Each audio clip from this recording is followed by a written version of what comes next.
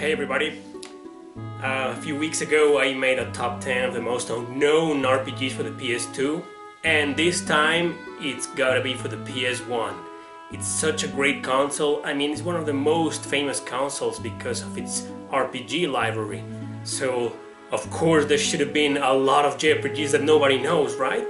Well, today I'm gonna show to you these 10 guys that a lot of people don't know. So, let's begin.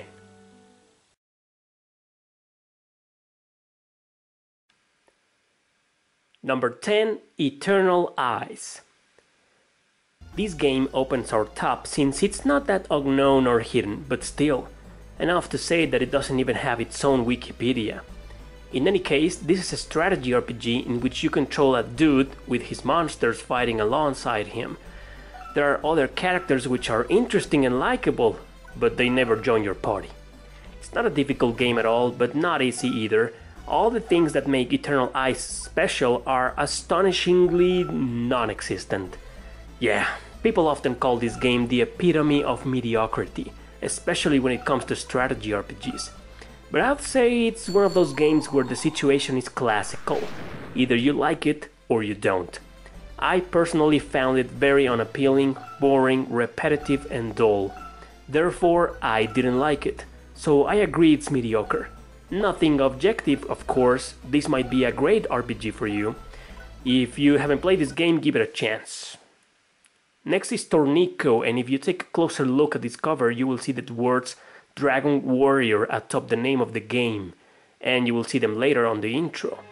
So yes, this one's basically a part of the Dragon Quest lore, with its protagonist being originally known as Talon, one of the main characters in Dragon Warrior 4. Ah, but it's not a turn-based RPG like the main games. Nope.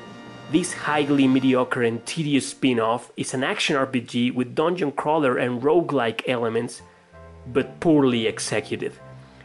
Maybe you might be thinking, why would they make an entire game based on a character like this and localize it to North America? I mean, is this Toniko fella so beloved in Japan and other countries that they would make his own game? In my opinion, there you have it. That might be the reason why this game became really unknown. To make matters worse, it's very hard to find and often for a high price. Is it worth it? Only if you're a fan of Dragon Quest, or more likely, a fan of this dude. 8 goes to Guardians Crusade. This is a turn-based RPG with classical retro elements that I already covered in my hidden RPG gems for the PS1 video. It's a cute game with a nice story and a gameplay that might remind you of old RPGs. Basically, your entire crusade is to take care of a mysterious monster and have other monsters join you so you can summon them in battle in what appeared to be a cool system, but it's actually nothing special. If you take away the childish and charming story, this will be an everyday RPG to you.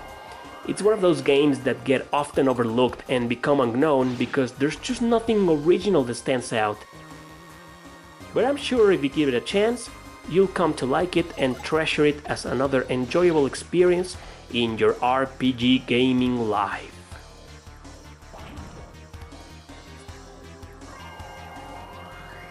Number 7 goes to Sayuki or Sayuki, Journey West. Yeah, that was a flying cloud you saw there. Does it remind you of something? Does it? You won't believe this, but one of the main characters in this game is called Goku. Yup, that guy. Anyway, this is another game that I cover in the Hidden Gems video that I mentioned, so you might want to take a look for an explanation to that. It's a strategy RPG that, amongst the very few people who know it, became legendary for being ironically hard. And I say ironically because the story, the appeal, and even the simplistic battle system are not usually what you will expect to find in a hard game. Yes, this game is hard, and becomes harder and sometimes unfair at certain missions. Regardless of all that, it's a game that I will totally recommend playing because there's just something about it that makes you like it. Probably the clumsy characters or the funny moments you spend with them throughout the entire journey. Give it a chance if you can. Next we have Battle Hunter. This is like a board game, believe it or not, that looks like a strategy RPG. The thing is, you start the game and it leads you to this, with no explanation whatsoever of what to do or how to do it. It just throws you in randomly as if you were playing an old NES adventure game. When you finally figure it out, you get that douchebag and he gives you your missions. The point of the whole game is that you're supposed to be a hunter looking for relics. The gameplay is that of a board game in which you enter some sort of competition against other hunters. You move in tiles and use dice to determine most of your actions. You know, like real board RPGs. Every now and then, you'll get into a battle against monsters or sometimes the other hunters, where actions are also determined by these dice card things. In conclusion, it's such a weird game but lacking in story and good battle mechanics. Still fun anyway, so you might as well give it a chance. Number 5 is Vanguard Bandits. I'm not a fan of mechas, but I really enjoy this game. Working Designs brought it here for us, but it failed miserably due to the lack of good marketing and the fact that mechas, in my opinion, have never been a thing in America. And with that, I mean the whole continent. People often prefer playing with humans or monsters, at least when it comes to strategy RPGs. Go around this continent asking for JRPGs, and probably no one is going to reply at first with a game of mechas. Perhaps Xenogears or Xenosaga, but those are RPGs in which you can also play as humans. In any case, there's really not much to say about Vanguard Bandits, since it's your typical strategy RPG with a solid story, good gameplay, original battle mechanics, decent graphics, and a good soundtrack. I totally recommend it, especially for one particular reason. Like I said, it has a very solid story. Number 4 goes to Monster Seed from Sunsoft. You know, the deeper we go into this list, the stranger it gets. These following games are what I consider the absolute most unknown PS1 RPGs ever. Monster Seed might look like a Pokemon clone, but it's not. It has its own battle mechanics in which you summon monsters during tournaments or competitions to fight other monster summoners, Pokemon. So as you can see, it's a strategy RPG. At the beginning of each battle, you get to summon your creatures. They say something quirky. And then you get their menu. Suicide. You read that right. Suicide. The monsters can commit suicide. A game where there's the word suicide. Oh, are you still wondering why this game's unknown? Well, first, the cover sucks. Then, there were way too many monster training games back then, and well, the game's boring, repetitive, and mediocre. Simple as that. Number 3, Blazin Blade, Eternal Quest.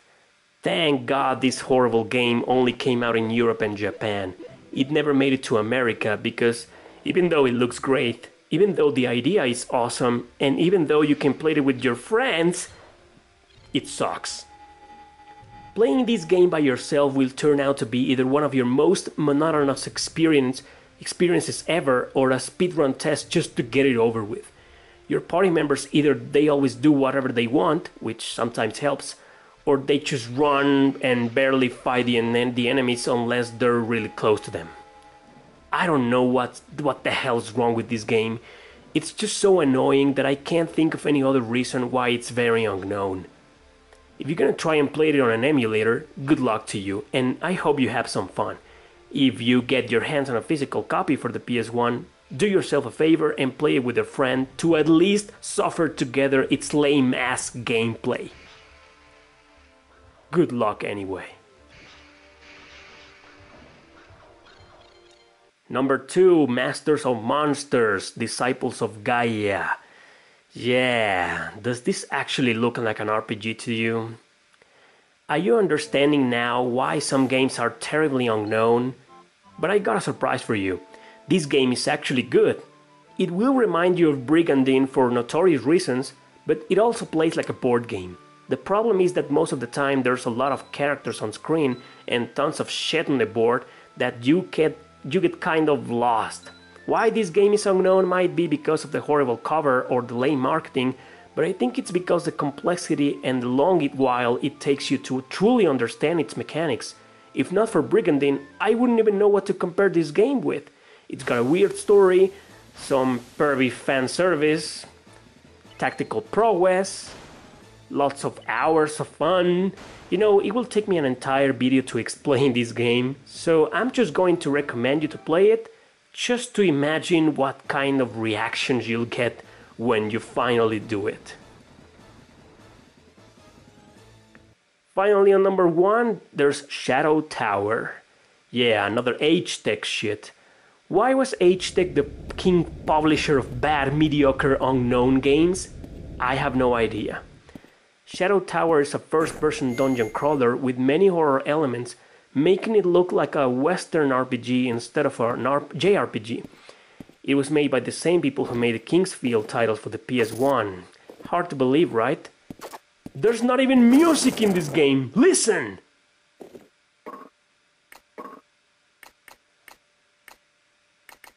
Well, I have something to say in its favor.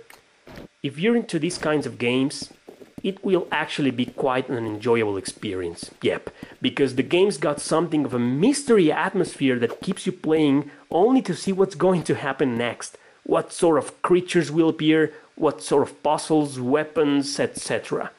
So this game ain't that bad. It's just plain mediocre and very, very forgettable. Yeah, and it's got skeletons.